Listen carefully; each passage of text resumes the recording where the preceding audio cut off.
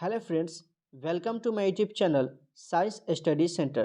तो फ्रेंड्स, आज की वीडियो में फिजिक्स के ऑल वीवीआई ऑब्जेक्टिव को चैप्टर वाइज कवर करने वाले हैं। ये सभी प्रश्न आपके बोर्ड एग्जाम 2023 में हो सके तो देखने को ज़रूर मिलेंगे।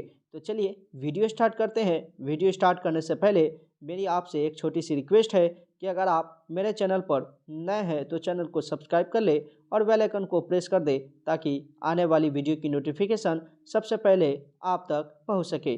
चलिए, पहला जो चैप्टर है आपका प्रकाश का परावर्तन एवं अपवर्तन, तो इसके जितने भी प्रश्न बनते हैं उन्हें मैं पहले देखने वाला हूं। तो इसका जो पहला सवाल है कि दाढ़ी बनाने में किस प्रकार के दर्पण का उपयोग किया जाता है।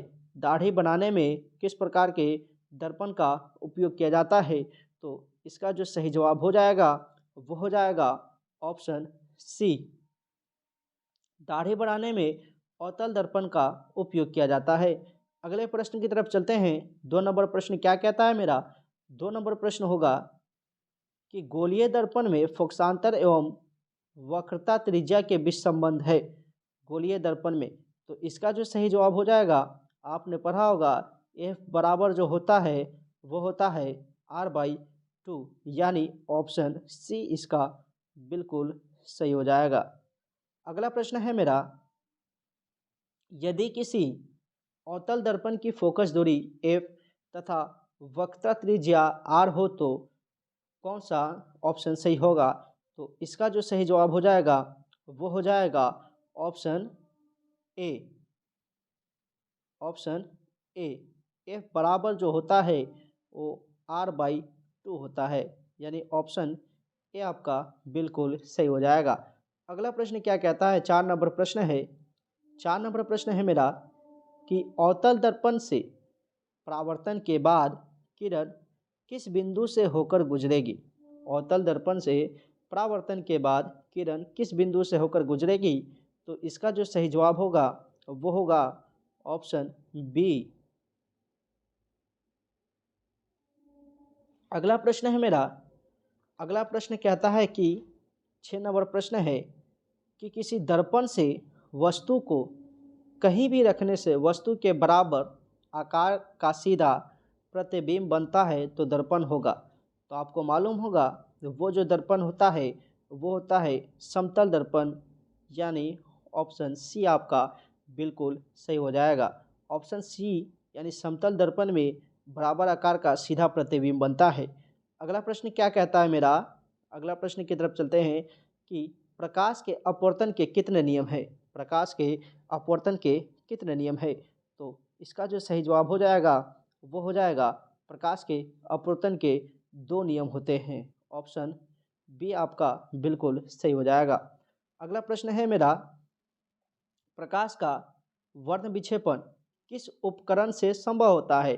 प्रकाश का वर्ण विक्षेपण किस उपकरण से संभव होता है, तो प्रकाश का वर्ण विक्षेपण जो प्रिज्म में दिखाई पड़ता है, यानी प्रिज्म में दिखाई पड़ता है, यानी ऑप्शन सी आपका बिल्कुल सही हो जाएगा। और ये सभी प्रश्न काफ़ी इम्पोर्टेंट है। ये सभी प्रश्न आपके बोर्ड एग्जाम में पूछे गए हैं, इसलिए सभी प्रश्नों को बढ़िया से देखें और याद कर ले ताकि आपके बोर्ड एग्जाम में ये सभी प्रश्न आए तो आपसे छूटे नहीं। अगला प्रश्न क्या कहता है मेरा, किसी गोलीय दर्पण की वक्रता त्रिज्या 50 सेंटीमीटर है तो उसकी फोकस दूरी होगी।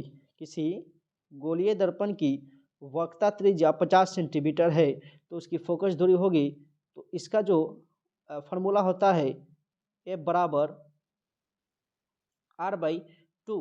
तो यहाँ पर त्रिज्या r दिया हुआ है, यानी 50 दिया हुआ है, तो 50/2 करेंगे तो आपका आंसर आएगा 25, यानी ऑप्शन सी इसका बिल्कुल सही हो जाएगा। ऑप्शन सी।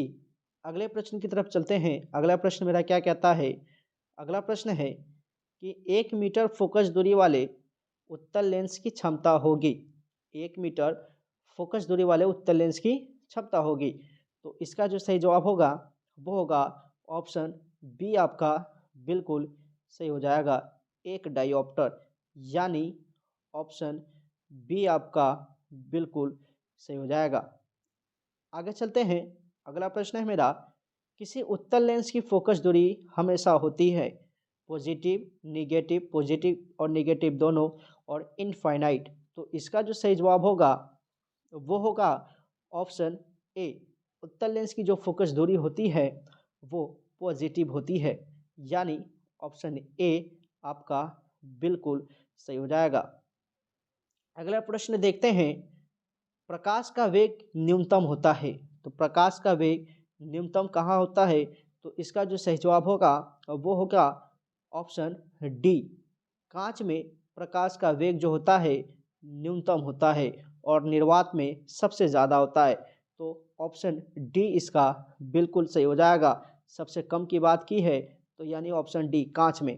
अगला प्रश्न क्या कहता है, एक बार मैं बता दूं कि ये जितने भी प्रश्न अभी हम देख रहे हैं ये सब आपके फर्स्ट चैप्टर यानी प्रावर्तन तथा अपवर्तन के चैप्टर से, और इसके आगे वाले चैप्टर के भी प्रश्न को देखेंगे। मैंने चैप्टर वाइज प्रश्नों को अलग अलग भागों में बांट दिया है, तो आपको फिजिक्स का टेंशन लेने की कोई ज़रूरत नहीं। इस वीडियो में जितने भी प्रश्न इम्पोर्टेंट है उन्हें मैं आज कवर करने वाला हूं। तो वीडियो अगर अच्छी लगी तो वीडियो को लाइक करें और शेयर कर दें दोस्तों के पास, ताकि उनका भी हेल्प हो जाए। ये जो प्रश्न है, प्रश्न क्या कहता है मेरा कि निम्न में से कौन सा पदार्थ लेंस बनाने के लिए प्रयुक्त नहीं किया जा सकता? तो जल का तो, कांच का तो और प्लास्टिक का तो प्रयोग कर सकते हैं, पर मिट्टी का प्रयोग नहीं कर सकते हैं, यानी ऑप्शन डी इसका बिल्कुल सही हो जाएगा। लेंस बनाने में मिट्टी का प्रयोग नहीं होता है। अगला प्रश्न क्या कहता है मेरा, काल्पनिक प्रतिबिंब होता है सीधा उल्टा दोनों, इनमें से कोई नहीं। तो काल्पनिक प्रतिबिंब जो होता है वो होता है आपका सीधा, है ना। काल्पनिक प्रतिबिंब आपका सीधा होता है, यानी ऑप्शन ए बिल्कुल सही हो जाएगा। अगले प्रश्न की तरफ चलते हैं। अगला प्रश्न मेरा क्या कहता है, किसी दर्पण से हमेशा वस्तु से छोटा प्रतिबिंब प्राप्त होता है, समतल में, उत्तल में, अवतल में, और डी है इनमें से कोई नहीं। तो इसका जो सही जवाब हो जाएगा वो हो जाएगा ऑप्शन बी, उत्तल में। अगला प्रश्न देख लेते हैं तेजी के साथ, क्योंकि अभी बहुत सारे प्रश्नों को कवर करना बाकी है। 15 नंबर प्रश्न क्या कहता है कि 4 डायोप्टर क्षमता वाले अवतल लेंस की फोकस दूरी होगी। 4 डायोप्टर क्षमता वाले अवतल लेंस की फोकस दूरी जो होगी वो क्या होगी? तो इसका जो सही जवाब हो जाएगा वो हो जाएगा ऑप्शन बी, 25 सेंटीमीटर, यानी ऑप्शन बी इसका सही हो जाएगा। अगले प्रश्न की तरफ चलते हैं। अगला प्रश्न क्या कहता है मेरा, अगला प्रश्न है किसी उत्तल लेंस का फोकसांतर 50 सेंटीमीटर है, तो उसकी क्षमता होगी। उत्तल लेंस का फोकसांतर दिया है तो इसकी क्षमता पूछ रहा है, तो इसका जो सही जवाब हो जाएगा वो हो जाएगा ऑप्शन डी, प्लस 2 डायोप्टर, यानी ऑप्शन डी इसका बिल्कुल सही हो जाएगा। अगला प्रश्न क्या कहता है मेरा, अगला प्रश्न है किसी दर्पण से वस्तु का बड़ा प्रतिबिंब बनता है। किसी दर्पण से वस्तु का बड़ा प्रतिबिंब बनता है, समतल, अवतल, उत्तल, इनमें से कोई नहीं। तो इसका जो सही जवाब हो जाएगा वो हो जाएगा ऑप्शन बी। वीडियो को लाइक कर दे, शेयर कर दे, ताकि आपके दोस्तों का भी हेल्प हो जाए। अगले प्रश्न की तरफ चलते हैं। अगला प्रश्न क्या कहता है मेरा कि 2 डायोप्टर क्षमता वाले लेंस का फोकसांतर होता है। 2 डायोप्टर क्षमता वाले लेंस का फोकसांतर होता है ना। तो इसका जो सही जवाब होगा वो होगा ऑप्शन बी, आपका बिल्कुल सही हो जाएगा। अगले प्रश्न की तरफ चलते हैं। अगला प्रश्न क्या कहता है, अगला प्रश्न है कि प्रकाश के परावर्तन के कितने नियम हैं? प्रकाश के परावर्तन के कितने नियम हैं? तो आप जानते होंगे कि प्रकाश के परावर्तन के 2 नियम होते हैं। याद कर ले, यह बहुत बार प्रश्न पूछे गए, प्रकाश के परावर्तन के कितने नियम हैं? तो यानी ऑप्शन बी आपका बिल्कुल सही हो जाएगा, 2। अगला प्रश्न क्या कहता है, 20 नंबर प्रश्न है। 20 नंबर प्रश्न क्या कहता है कि समतल दर्पण द्वारा बना प्रतिबिंब होता है। तो समतल दर्पण द्वारा जब बना प्रतिबिंब होता है वो हमेशा काल्पनिक होता है। कैसा होता है? वो हमेशा काल्पनिक होता है। तो यानी ऑप्शन बी आपका बिल्कुल सही हो जाएगा। अगले प्रश्न की तरफ चलते हैं। अगला प्रश्न क्या कहता है मेरा, जब प्रकाश की किरण हवा से कांच में प्रवेश करती है, जब प्रकाश की किरण हवा से कांच में प्रवेश करती है तो मुड़ जाती है। अभिलंब से दूर, अभिलंब के निकट, अभिलंब के समानांतर, इनमें से कोई नहीं। तो इसका जो सही जवाब हो जाएगा वह हो जाएगा ऑप्शन बी, अभिलंब के निकट, अभिलंब के निकट। अगले प्रश्न की तरफ चलते हैं। अगला प्रश्न मेरा क्या कहता है कि किसी दर्पण से आप चाहे कितनी ही दूरी पर खड़े हो, आपका प्रतिबिंब सदैव सीधा प्रतीत होता है, संभवतः दर्पण है। तो इसका जो सही जवाब होगा वो होगा ऑप्शन 22 का जो सही जवाब होगा वो होगा ऑप्शन बी, या तो समतल हो सकता है या उत्तल हो सकता है। केवल समतल नहीं हो सकता, उत्तल में भी आपका सीधा प्रतिबिंब बनता है, यानी ऑप्शन बी आपका बिल्कुल करेक्ट हो जाएगा। अगला प्रश्न क्या कहता है मेरा, फोटोग्राफी कैमरा का अभिदृश्य होता है, फोटोग्राफी कैमरा का अभिदृश्य होता है। तो इसका जो सही जवाब होगा तो वो होगा ऑप्शन ए, उत्तल लेंस। कौन सा लेंस भाई? तो उत्तल लेंस। अगला प्रश्न क्या कहता है, अगले प्रश्न की तरफ चलते हैं कि साइड मिरर के रूप में प्रयुक्त होता है, साइड मिरर के रूप में प्रयुक्त होता है अवतल दर्पण, उत्तल दर्पण, उत्तल लेंस या प्रिज्म। तो इसका जो सही जवाब होगा वो होगा ऑप्शन बी, उत्तल दर्पण का। यह भी बहुत ही फेमस सवाल है, याद रखिएगा। उत्तल दर्पण का प्रयोग साइड मिरर के रूप में किया जाता है। अगला प्रश्न क्या कहता है मेरा कि एक अवतल दर्पण की फोकस दूरी 10 सेंटीमीटर है, एक अवतल दर्पण की फोकस दूरी 10 सेंटीमीटर है, तो उसकी वक्रता त्रिज्या क्या होगी? तो आर बराबर जो होता है वो होता है आपका आर बराबर जो होता है वो होता है 2f। तो यहाँ से आप आर का वैल्यू निकालिएगा तो एफ का वैल्यू दिया हुआ है 10, यानी 10 दूना 20 सेंटीमीटर आपका बिल्कुल सही हो जाएगा, यानी ऑप्शन बी आपका करेक्ट हो जाएगा, है ना। 25 के बी आपका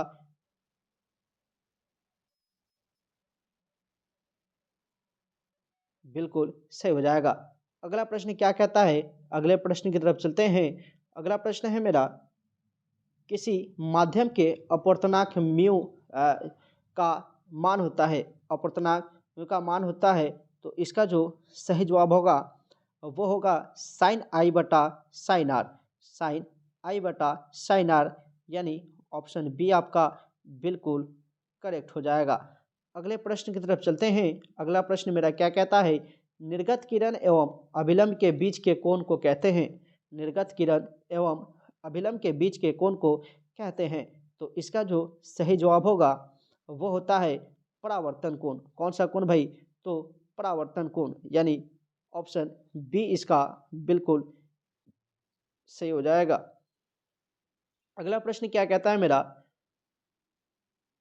अवतल लेंस का आवर्धन बराबर होता है, अवतल लेंस का आवर्धन बराबर होता है, तो इसका जो सही जवाब होगा वो होगा v बाई यू, यानी ऑप्शन डी आपका बिल्कुल सही हो जाएगा। अगले प्रश्न की तरफ चलते हैं। अगला प्रश्न मेरा क्या कहता है कि सरल सूक्ष्मदर्शी में किसका उपयोग होता है, सरल सूक्ष्मदर्शी में किसका उपयोग होता है? तो इसका जो सही जवाब होगा वो होगा ऑप्शन डी, उत्तल लेंस का उपयोग किया जाता है, याद रखिएगा। यह भी प्रश्न काफ़ी इम्पोर्टेंट है। अगले प्रश्न की तरफ चलते हैं। अगला प्रश्न है मेरा 30 नंबर, किसी लेंस के द्वारा सिर्फ काल्पनिक प्रतिबिंब बनता है, किसी लेंस के द्वारा सिर्फ काल्पनिक प्रतिबिंब बनता है, तो इसका जो सही जवाब हो जाएगा, यानी किस लेंस के द्वारा सिर्फ काल्पनिक प्रतिबिंब बनेगा, तो आपका बी आपका ए आपका बिल्कुल सही हो जाएगा, उत्तल, है ना। ऑप्शन ए आपका सही हो जाएगा। अगला प्रश्न क्या कहता है मेरा, 31 नंबर प्रश्न है कि एक उत्तल लेंस होता है, एक उत्तल लेंस होता है, सभी जगह समान मोटाई का, बीच की अपेक्षा किनारों पर मोटा, किनारों की अपेक्षा बीच में मोटा। तो इसका जो सही जवाब होगा वो हो जाएगा ऑप्शन सी आपका, किनारों की अपेक्षा बीच में क्या होता है, तो मोटा होता है, यानी ऑप्शन सी आपका बिल्कुल सही हो जाएगा। अगला प्रश्न क्या कहता है मेरा, किसी बीम का वास्तविक तथा समान आकार का प्रतिबिंब प्राप्त करने के लिए बीम को उत्तल लेंस के सामने कहाँ रखें, है ना। वास्तविक तथा समान आकार का प्रतिबिंब प्राप्त करने के लिए बीम को उत्तल लेंस के सामने कहाँ रखना पड़ेगा? तो इसका जो सही जवाब हो जाएगा और वो हो जाएगा ऑप्शन बी, फोकस दूरी की 2 गुनी पर, है ना। कहाँ पे? फोकस दूरी की 2 गुनी पर, यानी ऑप्शन बी आपका बिल्कुल सही हो जाएगा। 32 का बी। अगला प्रश्न क्या कहता है मेरा? अगला प्रश्न है कि किसी बीम का अवतल दर्पण द्वारा बना प्रतिबिंब आभासी, सीधा तथा बीम से बड़ा पाया गया वस्तु की स्थिति कहाँ होनी चाहिए? वस्तु की स्थिति पूछा जा रहा है, तो इसका जो सही जवाब हो जाएगा वो हो जाएगा ऑप्शन डी, दर्पण के ध्रुव तथा मुख्य फोकस के बीच में, यानी ऑप्शन डी आपका बिल्कुल सही हो जाएगा। अगले प्रश्न की तरफ चलते हैं। अगला प्रश्न मेरा क्या कहता है? किसी गोलीय दर्पण तथा किसी पतले गोलीय लेंस दोनों की फोकस दूरियां -15 सेंटीमीटर है। दर्पण तथा लेंस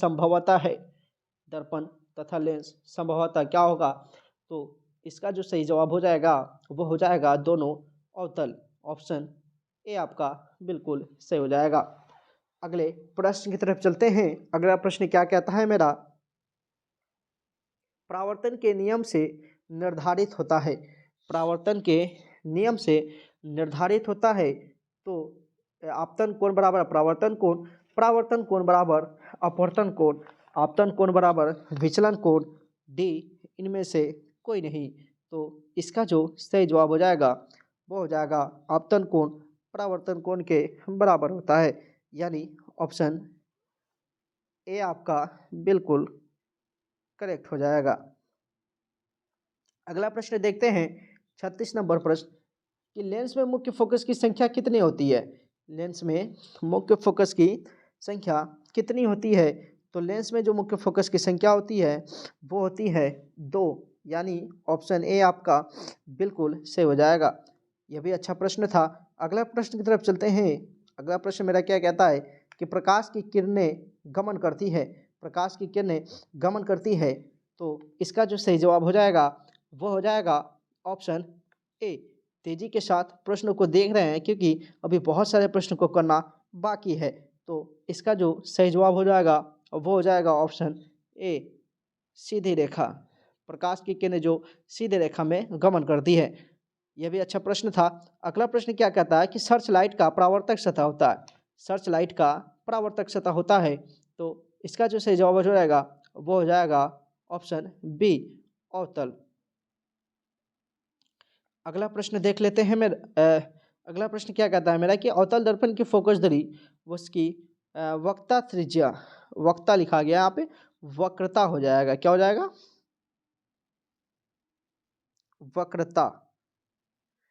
अवतल दर्पण की फोकस दूरी वक्रता त्रिज्या की क्या होती है? दुगुनी, आधी, चौथाई, बराबर, है ना। फोकस दूरी जो होती है वो वक्रता त्रिज्या की भाई क्या होती है? तो इसका जो सही जवाब हो जाएगा तो वो हो जाएगा आधी, यानी ऑप्शन बी आपका बिल्कुल सही हो जाएगा। अगले प्रश्न की तरफ चलते हैं।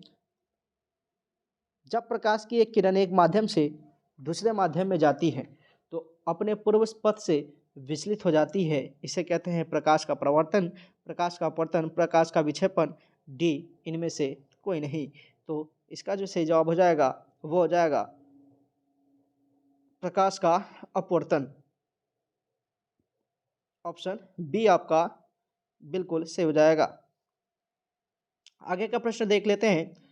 आगे का क्वेश्चन है कि प्रकाश की एक किरण जब विरल माध्यम से सघन माध्यम में आती है तब वह अविलंब से दूर मुड़ जाती है, सीधे निकल जाती है, अविलंब की दिशा में जाती है, अविलंब की ओर मुड़ जाती है। तो इसका जो सही जवाब हो जाएगा विरल माध्यम से सघन माध्यम में प्रवेश कर रहा है, यानी 41 का डी, अविलंब की ओर मुड़ जाती है। 41 का डी आपका बिल्कुल सही हो जाएगा। अगला प्रश्न क्या कहता है मेरा?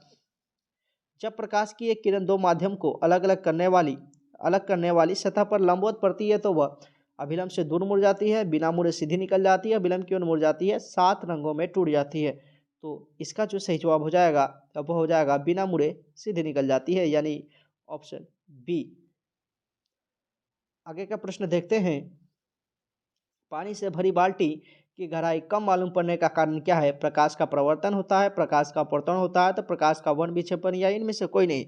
तो इसका जो सही जवाब हो जाएगा वो हो जाएगा ऑप्शन बी, यानी प्रकाश का अपवर्तन के कारण बाल्टी की गहराई कम मालूम पड़ती है, यानी ऑप्शन बी आपका बिल्कुल सही हो जाएगा।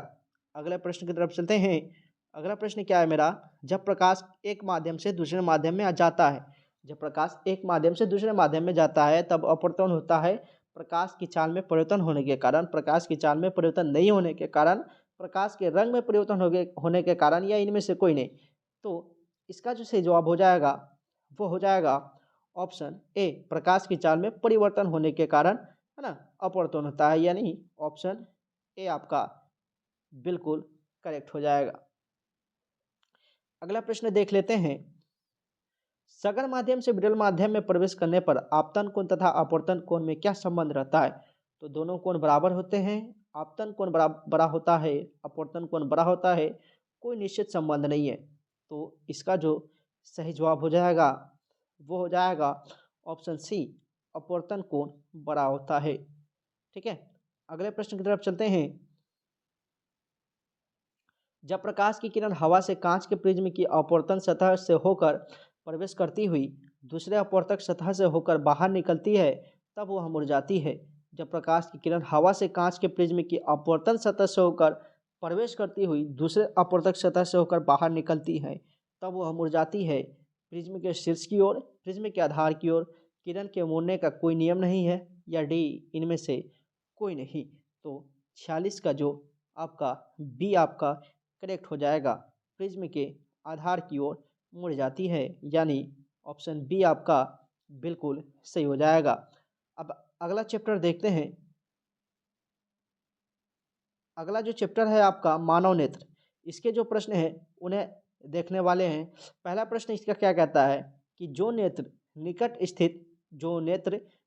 स्थित वस्तु को साफ नहीं देख सकता, उस नेत्र में होता है दृष्टि दोष, निकट दृष्टि दोष, जरा दृष्टि दोष या वर्णाधता। तो इसका जो सही जवाब हो जाएगा, यानी ऑप्शन बी आपका बिल्कुल सही हो जाएगा। निकट स्थित वस्तु को नहीं देख सकता, तो जो नेत्र निकट स्थित वस्तु को साफ नहीं देख सकता उसमें दूरदृष्टि दोष होता है, यानी ऑप्शन ए आपका बिल्कुल सही हो जाएगा। ऑप्शन ए आपका बिल्कुल सही हो जाएगा। अगले प्रश्न की तरफ चलते हैं कि चंद्रमा पर खड़े अंतरिक्ष यात्री को आकाश प्रतीत होता है। चंद्रमा पर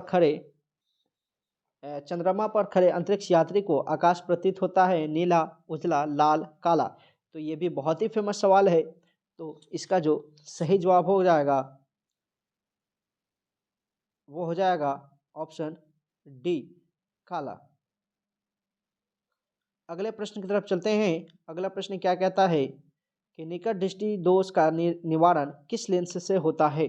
निकट दृष्टि दोष का निवारण किस लेंस से होता है? तो इसका जो सही जवाब हो जाएगा ऑप्शन बी आपका बिल्कुल सही हो जाएगा। निकट दृष्टि दोष का निवारण अवतल लेंस से होता है, यानी ऑप्शन बी आपका बिल्कुल सही हो जाएगा। अगला प्रश्न क्या कहता है मेरा, 4 नंबर प्रश्न है कि स्पेक्ट्रम में किस रंग की किरण का झुकाव अधिक होता है? स्पेक्ट्रम में किस रंग की किरण का झुकाव अधिक होता है?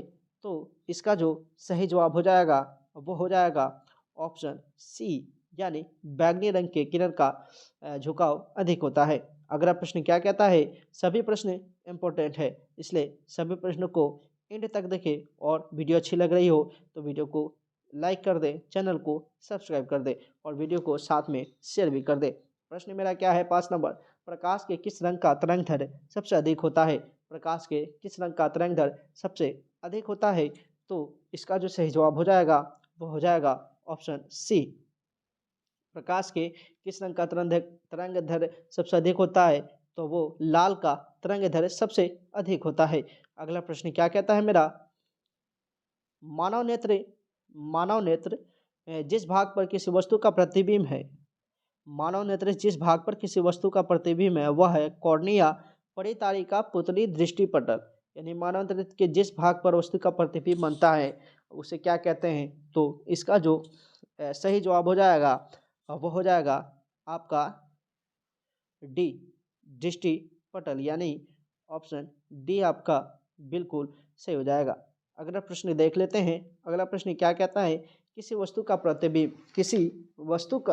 प्रतिबिंब आँख के जिस भाग पर पड़ता है उसे क्या कहते हैं। किसी वस्तु का प्रतिबिंब आँख के जिस भाग पर पड़ता है उसे क्या कहते हैं। तो इसका जो सही जवाब हो जाएगा वो हो जाएगा आपका option C, sorry option B आपका बिल्कुल सही हो जाएगा, रेटिना। अगले प्रश्न की तरफ चलते हैं। अगला प्रश्न मेरा कि मानव नेत्र में किस प्रकार का लेंस पाया जाता है। मानव नेत्र में किस प्रकार का लेंस पाया जाता है। तो इसका जो सही जवाब हो जाएगा वो हो जाएगा ऑप्शन ए,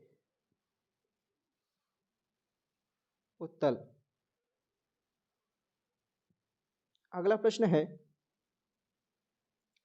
स्पेक्ट्रम प्राप्त करने के लिए किसका उपयोग होता है।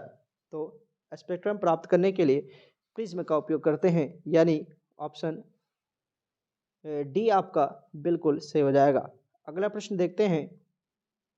अगला प्रश्न है, दृश्य प्रकाश में किस वर्ण का तरंग दैर्घ्य अधिकतम होता है। दृश्य प्रकाश में किस वर्ण का तरंग दैर्घ्य अधिकतम होता है। तो इसका जो सही जवाब हो जाएगा वो हो जाएगा ऑप्शन बी। ऑप्शन बी आपका बिल्कुल करेक्ट हो जाएगा।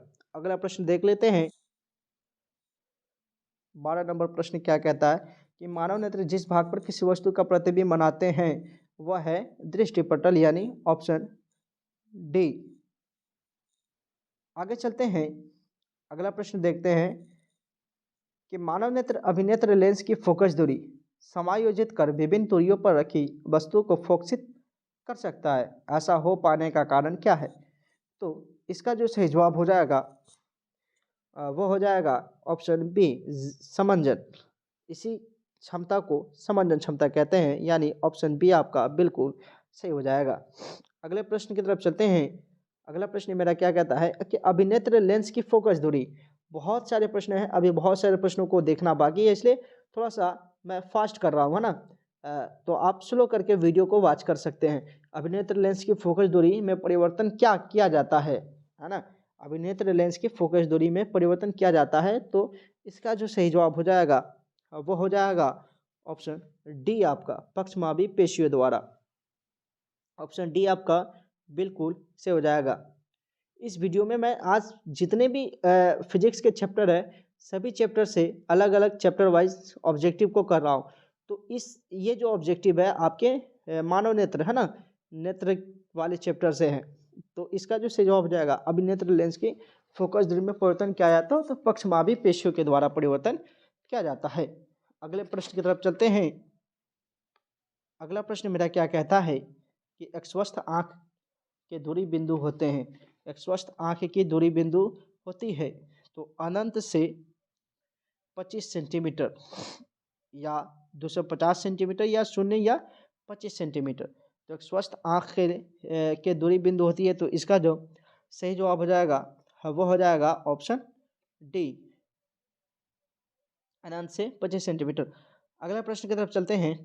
अगला प्रश्न मेरा क्या कहता है कि किसी दृष्टि दोष को अवतल और उत्तल दोनों लेंसों से बने द्विफोकसी लेंस द्वारा संशोधित किया जाता है, उससे कौन सा दृष्टि दोष कहते हैं। तो इसका जो सही जवाब हो जाएगा अब वह हो जाएगा ऑप्शन सी, इसी को कहते हैं जरा दूर दृष्टिता, यानी ऑप्शन सी आपका बिल्कुल सही हो जाएगा। अगला प्रश्न क्या कहता है मेरा कि कैमरे की तरह नेत्र में प्रवेश करते प्रकाश के परिमाण को नियंत्रित कौन करता है। तो इसका जो होता है ऑप्शन डी आपका बिल्कुल से हो जाएगा, यानी आइरिस, है ना, ऑप्शन डी। अगले प्रश्न की तरफ चलते हैं। बहुत ही अच्छा प्रश्न है। अगर वीडियो अच्छी लग रही हो तो वीडियो को लाइक जरूर कर दे। मानव नेत्र में प्रकाश किस रास्ते से प्रवेश करता है। मानव नेत्र में प्रकाश किस रास्ते से प्रवेश करता है। तो इसका जो सही जवाब हो जाएगा वो हो जाएगा ऑप्शन सी, पुतली। अगले प्रश्न की तरफ चलते हैं। अगला प्रश्न मेरा कहता है कि आकाश का रंग नीला होने का क्या कारण है। आकाश का रंग नीला होने का क्या कारण है। तो इसका जो सही जवाब हो जाएगा वो हो जाएगा ऑप्शन बी, परिकर्णन। अगला प्रश्न क्या कहता है मेरा? अगला प्रश्न है 20 नंबर प्रश्न है कि नेत्र में प्रवेश करने वाली प्रकाश किरणों का अधिकांश अपवर्तन। नेत्र में प्रवेश करने वाली प्रकाश की किरणों का अधिकांश अपवर्तन होता है नेत्रोद अंतरपृष्ठ पर या नेत्र के अंतरपृष्ठ पर, कॉर्निया के बाहरी पृष्ठ पर, इनमें से कोई नहीं। तो इसका जो सही जवाब हो जाएगा वो हो जाएगा ऑप्शन सी, कॉर्निया के बाहरी पृष्ठ पर, यानी ऑप्शन बी आपका बिल्कुल सही हो जाएगा। अगला प्रश्न देख लेते हैं। अगला प्रश्न क्या कहता है मेरा? 21 नंबर प्रश्न है,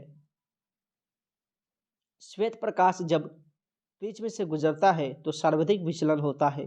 श्वेत प्रकाश जब प्रिज्म से गुजरता है तो सर्वाधिक विचलन होता है। तो इसका जो सही जवाब हो जाएगा वो हो जाएगा ऑप्शन सी, बैगनी रंग का। बैगनी रंग का विचलन सबसे सर्वाधिक होता है, यानी ऑप्शन सी आपका बिल्कुल सही हो जाएगा। अगला प्रश्न है तेजी के साथ कि जब श्वेत प्रकाश कांच के प्रिज्म से गुजरता है, जब श्वेत प्रकाश कांच के प्रिज्म से गुजरता है तो प्रिज्म के आधार की ओर अधिकतम झुकी प्रकाश किरण का रंग कैसा होता है? नीला, लाल, हरा, बैंगनी। तो इसका जो सही जवाब हो जाएगा वो हो जाएगा ऑप्शन डी। अगला प्रश्न क्या कहता है? अगला प्रश्न देख लेते हैं। सॉरी, ये क्वेश्चन हो गया। हाँ, चंद्रमा से देखने पर, यह प्रश्न है कि चंद्रमा से देखने पर आकाश दिखाई देता है। चंद्रमा से देखने पर आकाश कैसा दिखाई देता है? तो इसका जो सही जवाब होगा 23 का वो हो जाएगा ऑप्शन सी, काला। अगला प्रश्न क्या यह कहता है? प्रश्न कि प्रकाश किन रंगों में परिकर्णन सबसे कम होता है? प्रकाश के किन रंगों में परिकर्णन सबसे कम होता है? तो इसका जो सही जवाब होगा वो होगा ऑप्शन डी, लाल का परिकर्णन सबसे कम होता है। अगला प्रश्न क्या कहता है मेरा? जब सूर्य का प्रकाश वायुमंडल से गुजरता है तो वायु के सूक्ष्म कण किस रंग के प्रकाश को अधिक प्रबलता से परिकर्णन करते हैं? तो इसका जो सही जवाब हो जाएगा वो हो जाएगा ऑप्शन 25 का, ऑप्शन डी, हरा, नीला। ऑप्शन डी आपका बिल्कुल सही हो जाएगा। अगला प्रश्न क्या है मेरा कि आकाश का नीला रंग होना किस परिघटना का परिणाम है? आकाश के नीला रंग होना किस परिघटना का परिणाम है? तो इसका जो सही जवाब होगा वो होगा ऑप्शन बी, परिकर्णन। ऑप्शन बी आपका बिल्कुल सही हो जाएगा। अगला प्रश्न क्या कहता है कि मानव नेत्र में किस प्रकार का लेंस पाया जाता है? मानव नेत्र में किस प्रकार का लेंस पाया जाता है? तो इसका जो सही जवाब होगा वो होगा ऑप्शन 27 का, ऑप्शन मानव नेत्र में उत्तल उत्तल लेंस पाया जाता है ना, यानी ऑप्शन ए आपका बिल्कुल सही हो जाएगा। अगला प्रश्न क्या कहता है मेरा? नेत्र द्वारा किसी वस्तु का कैसा प्रतिबिंब बनता है? नेत्र द्वारा किसी वस्तु का कैसा प्रतिबिंब बनता है? बहुत ही अच्छा प्रश्न है। तो इसका जो सही जवाब हो जाएगा वास्तविक, उल्टा तथा छोटा, यानी ऑप्शन सी बिल्कुल आपका करेक्ट हो जाएगा। अगले प्रश्न की तरफ चलते हैं। नेत्र लेंस की फोकस दूरी कम हो जाने पर कौन सा दृष्टि दोष उत्पन्न होता है? नेत्र लेंस की फोकस दूरी कम हो जाने पर कौन सा दृष्टि दोष उत्पन्न होता है? तो इसका जो सही जवाब हो जाएगा वो हो जाएगा निकट दृष्टि दोष, यानी ऑप्शन बी। अगला प्रश्न क्या कहता है मेरा? एक प्रिज्म कितने सतहों से घिरा होता है? एक प्रिज्म कितने सतहों से घिरा होता है? तो इसका जो सही जवाब हो जाएगा वो हो जाएगा ऑप्शन डी, 5 सतहों से घिरा होता है, यानी 30 का ऑप्शन डी बिल्कुल सही हो जाएगा। अगला प्रश्न क्या कहता है मेरा? अगला प्रश्न है कि एक पुतली के साइज को कौन नियंत्रित करता है? पुतली के साइज को कौन नियंत्रित करता है? तो इसका जो सही जवाब हो जाएगा वो हो जाएगा ऑप्शन डी, रेटिना, यानी ऑप्शन डी। अगला प्रश्न है मेरा, श्वेत प्रकाश कितने रंगों के मेल से बना होता है? तो श्वेत प्रकाश जो होता है वो 7 रंगों के मेल से बना होता है, यानी ऑप्शन डी इसका बिल्कुल सही हो जाएगा। अगला प्रश्न क्या कहता है मेरा कि नेत्र लेंस की फोकस दूरी कम हो जाने से कौन सा दृष्टि दोष होता है? नेत्र लेंस की फोकस दूरी कम हो जाने से कौन सा दृष्टि दोष होता है? तो इसका जो सही जवाब होगा वो होगा ऑप्शन ए निकट दृष्टि दोष। ऑप्शन ए आपका बिल्कुल सही हो जाएगा। अगला प्रश्न क्या कहता है मेरा कि एक एंगस्ट्रम का मान क्या होता है? एक एंगस्ट्रम का मान क्या होता है? इसका जो सही जवाब होगा वो होगा ऑप्शन ए 10 के पावर -10 मीटर। ऑप्शन ए आपका बिल्कुल सही हो जाएगा। याद रखिएगा, बहुत ही अच्छा प्रश्न है। अगला प्रश्न क्या कहता है मेरा, तेजी के साथ चलते हैं कि खतरे के निशान के रूप में किस रंग का प्रयोग किया जाता है? तो आप अच्छी तरीके से जानते हैं कि खतरे के निशान के रूप में लाल रंग का प्रयोग किया जाता है, यानी ऑप्शन बी आपका बिल्कुल सही हो जाएगा। लाल रंग का प्रयोग किया जाता है, यानी ऑप्शन बी। अगला प्रश्न की तरफ चलते हैं। इंद्रधनुष का भीतरी हिस्सा किस रंग का होता है? इंद्रधनुष का भीतरी हिस्सा किस रंग का होता है? तो इसका जो सही जवाब होगा वो होगा ऑप्शन बी। ऑप्शन बी आपका बिल्कुल सही हो जाएगा। अगला प्रश्न क्या कहता है मेरा, सभी प्रश्न इंपॉर्टेंट है कि प्रकाश का घटक तरंगों में टूटना कहलाता है। प्रकाश के घटकों का तरंगों में टूटना क्या कहलाता है? तो इसका जो सही जवाब होगा वो हो जाएगा आपका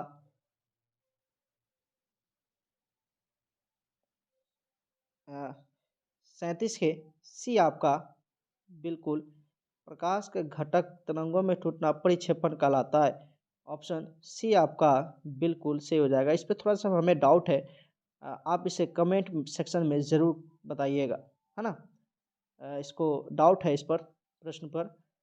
तो अगले प्रश्न की तरफ चलते हैं, इसका खुलासा आप कमेंट सेक्शन में ज़रूर कर दें, है ना। अगला प्रश्न मेरा क्या कहता है, ये चैप्टर का प्रश्न खत्म हो गया। अब जो चैप्टर है विद्युत धारा, है ना, इलेक्ट्रिक करंट से प्रश्नों को देखेंगे। इलेक्ट्रिक करंट का फर्स्ट नंबर जो प्रश्न है कि विभव का मात्रक होता है, विभव का मात्रक होता है।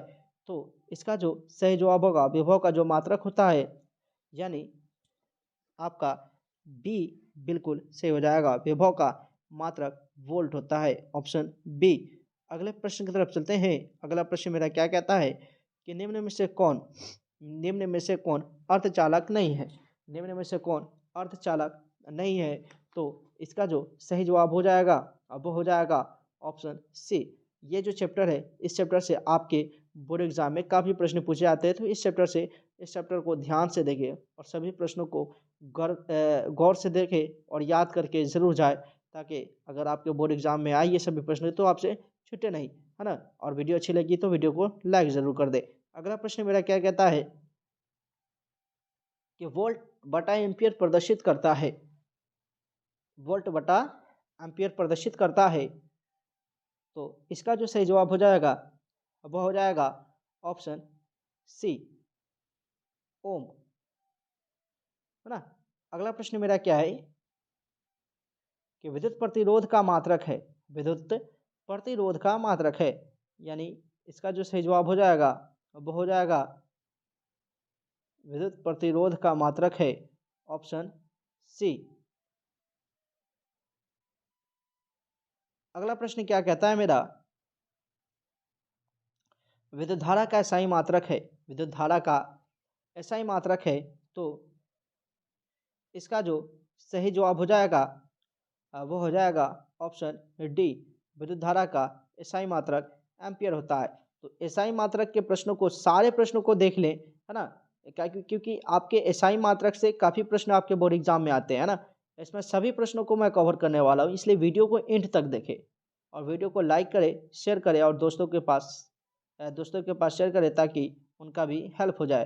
तो अगला प्रश्न की तरफ चलते हैं। विद्युत धारा का जो एसआई मात्रक होता है वो होता है एम्पियर। अगला प्रश्न क्या कहता है मेरा कि 1, 2 और 3 ओम के 3 प्रतिरोधों को श्रेणी क्रम में जोड़ने पर समतुल्य प्रतिरोध होगा। 1, 2, 3 को श्रेणी क्रम में जोड़ा जा रहा है, 3 प्रतिरोध है, तो इसका जो सही जवाब हो जाएगा वो हो जाएगा ऑप्शन डी आपका बिल्कुल सही हो जाएगा, यानी 6 1+3+3 3×3 6 यानी ऑप्शन डी आपका बिल्कुल सही हो जाएगा। अगला प्रश्न क्या कहता है, ओम के नियम को परिभाषित करने में किसका मान अचर रहता है। ओम के नियम को परिभाषित करने में किसका मान अचर रहता है, तो ऑप्शन सी आपका बिल्कुल सही हो जाएगा, ताप का। अगला प्रश्न क्या कहता है मेरा, निम्नलिखित में से कौन सा पद विद्युत परिपथ में विद्युत शक्ति को निरूपित नहीं करता, तो इसका जो सही जवाब हो जाएगा वह हो जाएगा ऑप्शन बी, IR² निरूपित नहीं करता है, यानी ऑप्शन बी आपका बिल्कुल करेक्ट हो जाएगा। सभी प्रश्न इंपॉर्टेंट है और ये जो प्रश्न है आपके बोर्ड एग्जाम में काफ़ी बार पूछेंगे, इसलिए याद रखिएगा IR²। इस पर बहुत सारे बच्चे कंफ्यूज हो जाते हैं, डायरेक्ट याद रखें, विद्युत परिपथ में विद्युत शक्ति को IR² निरूपित नहीं करता है, I² निरूपित करता है, VI करता है, V²/R करता है। अगले प्रश्न की तरफ चलते हैं। अगला प्रश्न मेरा क्या कहता है कि विभवांतर का SI मात्रक क्या होता है, और विभवांतर का SI मात्रक क्या होता है, तो विभवांतर का जो SI मात्रक होता है, यानी ऑप्शन ये जो प्रश्न है 8-9 नंबर जो प्रश्न है विभवांतर का SI मात्रक क्या होता है, नंबरिंग छूट गया यहाँ पे, तो 9 नंबर का जो आंसर हो जाएगा वो हो जाएगा ऑप्शन डी, विभवांतर का SI मात्रक वोल्ट होता है, यानी ऑप्शन डी आपका बिल्कुल सही हो जाएगा। बहुत ही अच्छा प्रश्न है। अगला प्रश्न क्या कहता है मेरा कि 100 वाट और 220 वोल्ट के विद्युत बल्ब के तनु का प्रतिरोध क्या होगा, तो इसका जो सही जवाब हो जाएगा वो हो जाएगा ऑप्शन बी, 484 ओम, है ना, ऑप्शन बी आपका बिल्कुल सही हो जाएगा। अगले प्रश्न की तरफ चलते हैं कि टंगस्टन निम्नलिखित में से किस ताप पर पिघलता है। टंगस्टन निम्नलिखित में से किस ताप पर पिघलता है, तो इसका जो सही जवाब हो जाएगा तो वो हो जाएगा 3500 डिग्री सेल्सियस पर, 3500 डिग्री सेल्सियस पर, ऑप्शन सी आपका बिल्कुल सही हो जाएगा। अगला प्रश्न क्या कहता है मेरा, विद्युत शक्ति का मात्रक है, विद्युत शक्ति का मात्रक है, तो 12 नंबर जो सवाल है विद्युत शक्ति का मात्रक क्या होता है, तो विद्युत शक्ति का जो मात्रक होता है वो होता है वाट, यानी ऑप्शन डी आपका बिल्कुल करेक्ट हो जाएगा, है ना, विद्युत शक्ति का मात्रक वाट होता है। अगला प्रश्न क्या है मेरा, प्रतिरोध का मात्रक है, प्रतिरोध का मात्रक होता है, तो प्रतिरोध का जो मात्रक होता है वो होता है ओम, है ना, क्या होता है, प्रतिरोध का मात्रक ओम होता है, यानी 13 का डी आपका बिल्कुल सही हो जाएगा। अगला प्रश्न क्या है मेरा, अगला प्रश्न कहता है कि 12 वोल्ट विभवांतर के दो बिंदुओं के बीच 2 कूलम्ब आवेश को ले जाने में कार्य किया जाता है, तो इसका जो सही जवाब हो जाएगा वो हो जाएगा option B, 24 joule, option B आपका बिल्कुल सही हो जाएगा। अगला प्रश्न क्या कहता है मेरा कि सेल से विद्युत वाहक बल का मात्रक होता है, सेल के विद्युत वाहक बल का मात्रक होता है, तो सेल के जो विद्युत वाहक बल का मात्रक होता है वो होता है वोल्ट, क्या होता है, वोल्ट, यानी ऑप्शन बी आपका बिल्कुल सही हो जाएगा, याद रखिएगा। अगला प्रश्न क्या है, एक मीटर के स्केल पर 0 तथा 2 एम्पीयर के बीच 20 विभाग है, इसका अल्प अल्प अल्प अल्पतमांक क्या है, अल्पतमांक क्या है, तो इसका जो सही जवाब हो जाएगा अब हो जाएगा 0.1 एम्पियर, याद रखिएगा, है ना। अगला प्रश्न क्या कहता है मेरा, आवेश का SI मात्रक होता है, तो आवेश का जो SI मात्रक होता है बहुत ही फेमस सवाल है, आवेश का जो SI मात्रक होता है वो होता है कूलम, क्या होता है भाई, कूलम होता है, आवेश का SI मात्रक कूलम होता है, ठीक है। आगे चलते हैं। अगला प्रश्न क्या कहता है कि जब किसी चालक तार से विद्युत धारा प्रवाहित होती है तो गतिशील कण होते हैं, जब किसी चालक तार से विद्युत धारा प्रवाहित होती है तो गतिशील कण होते हैं, तो गतिशील जो कण होते हैं वो होते हैं इलेक्ट्रॉन, यानी ऑप्शन डी आपका बिल्कुल करेक्ट हो जाएगा, यानी 18 के डी बिल्कुल से हो जाएगा, है ना। अगले प्रश्न की तरफ चलते हैं, बहुत ही अच्छा प्रश्न था। अगला प्रश्न क्या कहता है, किसी चालक के प्रतिरोधकता का मात्रक है, और यह भी प्रश्न काफ़ी बार पूछे गए आपके बोर्ड एग्जाम में, तो याद रखें प्रतिरोधकता का जो मात्रक होता है वो होता है ओम मीटर, यानी ऑप्शन बी, प्रतिरोध का मात्रक ओम और प्रतिरोधकता का मात्रक ओम मीटर, याद रखिएगा, ये दोनों प्रश्न काफ़ी इंपॉर्टेंट है ना। SI मात्रक तो आप याद ही कर लें, मैंने पहले ही बता दिया कि साई मात्रक से काफ़ी प्रश्न आपके बोर्ड एग्जाम में पूछे जाते हैं। अगला प्रश्न क्या कहता है मेरा कि निम्नलिखित में कौन विद्युत का सुचालक है ना? 20 नंबर प्रश्न है कि निम्नलिखित में से कौन विद्युत का सुचालक है? सुचालक कहने का मतलब कि किसमें विद्युत धारा का प्रवाह होता है, यानी इसका जो सही जवाब हो जाएगा वो हो जाएगा ग्रेफाइट, है ना? ग्रेफाइट में आप विद्युत धारा प्रवाहित कर सकते हैं। अगला प्रश्न क्या कहता है मेरा, बहुत ही अच्छा प्रश्न था ये भी, याद रखिएगा। विभवांतर का मात्रक क्या होता है? तो अभी हमने देखा है विभवांतर का जो मात्रक होता है अब वो होता है वोल्ट। क्या होता है भाई? वोल्ट होता है, यानी ऑप्शन सी इसका बिल्कुल से हो जाएगा। तो कुछ क्वेश्चन रिपीट हो गए हैं, है ना, उन्हें भी देख लीजिएगा। तो अगला प्रश्न क्या कहता है मेरा, किसी बल्ब से 1 मिनट में 120 कूलम्ब का आवेश प्रवाहित होता है, तो प्रवाहित धारा का मान कितना होगा, है ना? किसी बल्ब से 1 मिनट में 120 कूलम्ब आवेश प्रवाहित होता है, तो प्रवाहित धारा का मान पूछ रहा है, यानी आई का वैल्यू पूछ रहा है। तो इसका जो सही जवाब होगा वो होगा ऑप्शन बी, 2 एम्पियर। याद रखिएगा। अगला प्रश्न देखते हैं, अगला प्रश्न क्या कहता है, और सभी प्रश्न इंपॉर्टेंट है। हम फिजिक्स के जितने प्रश्न इंपॉर्टेंट है, हर एक चैप्टर से मैं प्रश्नों को करा रहा हूँ। हर एक चैप्टर को अलग अलग भागों में बांट दिया है, और हर एक चैप्टर्स के जितने भी ऑब्जेक्टिव निकले हैं, सभी ऑब्जेक्टिव को मैं निकाल करके आज लाया हूँ। अब तो इसलिए काफ़ी मेहनत लगा है। अगर वीडियो अच्छी लग रही हो तो वीडियो को लाइक ज़रूर कर दे, है ना? विद्युत बल्ब का तंतु किस धातु का बना होता है? विद्युत बल्ब का तंतु किस धातु का बना होता है? 23 नंबर सवाल है। विद्युत बल्ब का तंतु किस धातु का बना होता है? तो इसका जो सही जवाब हो जाएगा वो हो जाएगा ऑप्शन बी, टंगस्टन का। ऑप्शन बी आपका बिल्कुल सही हो जाएगा। और ये भी प्रश्न काफ़ी इंपॉर्टेंट है। ये प्रश्न तो आपके बोर्ड एग्जाम में कई बार पूछे गए हैं। तो तंतु किस धातु का बना होता है? तो याद रखिएगा टंगस्टन का। अगर अगले क्वेश्चन की तरफ चलते हैं कि 10 ओम एवं 20 ओम के दो प्रतिरोधों को श्रेणी क्रम में जोड़ने पर समतुल्य समतुल्य प्रतिरोध होगा। अभी हमने बताया श्रेणी क्रम में जोड़ने का सिंपल तरीका 10 प्लस 20, यानी डायरेक्ट आप जोड़ दे, यानी 10 प्लस 20। तो इसका जो सही जवाब हो जाएगा वो हो जाएगा 30 ओम, है ना? ऑप्शन सी आपका बिल्कुल सही हो जाएगा। अगला प्रश्न क्या कहता है मेरा, किसी बल्ब से 220 वोल्ट पर 2 एम्पीयर की धारा प्रवाहित होती है, तो फिलामेंट का प्रतिरोध पूछा है। फिलामेंट का प्रतिरोध पूछा है, तो इसका जो सही जवाब हो जाएगा 25 का डी आपका बिल्कुल सही हो जाएगा, है ना? डी आपका बिल्कुल सही हो जाएगा। 220/2 110, है ना? ऑप्शन डी आपका बिल्कुल सही हो जाएगा, 25 का डी। अगले प्रश्न की तरफ चलते हैं। अगला प्रश्न क्या कहता है, किसी चालक के छोरों के बीच विभवांतर भी प्रतिरोध आर एवं प्रवाहित धारा आई के बीच संबंध है। तो 26 का जो सही जवाब हो जाएगा वो हो जाएगा ऑप्शन ए, भी बराबर आई आर, या आप इसे ऐसे भी बोल सकते हैं आर बराबर भी बटा आई। दोनों ही बात सेम है, यानी ऑप्शन ए आपका बिल्कुल सही हो जाएगा।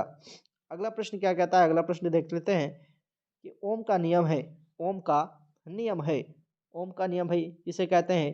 तो भी बराबर आई आर को ही ओम का नियम कहते हैं। क्या कहते हैं?